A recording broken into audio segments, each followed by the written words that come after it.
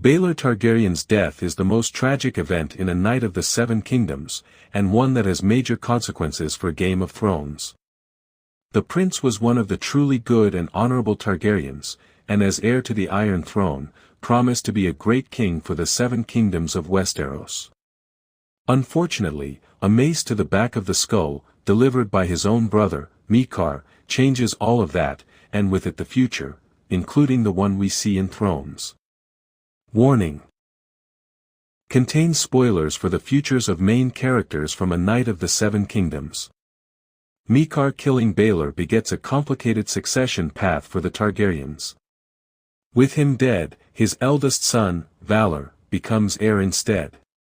However, within just a few months of A Knight of the Seven Kingdoms Season 1's timeline, he, his brother Mataris, and King Daeron II himself all die from what's known as the Great Spring Sickness.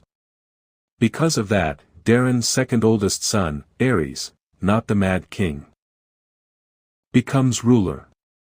He himself had multiple different heirs who died, and so was ultimately succeeded by Mikar, whose accidental murder of his brother ultimately led him to the Iron Throne. Even from there, though, things aren't straightforward. Mikar's two oldest sons, Daeron and Aerion, both die before he does, and the third, Aemon, is a maester, so cannot inherit the throne. That means, against all odds, it passes to the fourth son of a fourth son, King Aegon V Targaryen, aka Egg. It's from his line that the royal family continues through to the Targaryens we know in Game of Thrones, and it wouldn't have been possible without Baelor's death.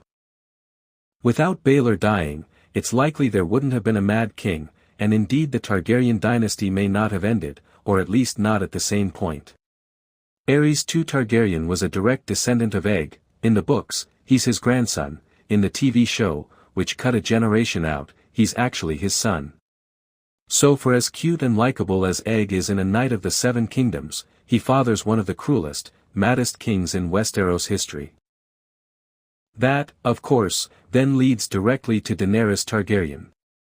She's the Mad King's daughter, and thus the great-granddaughter of Egg if we follow the lineage from the books, and simply his granddaughter if we go by the family tree of the show.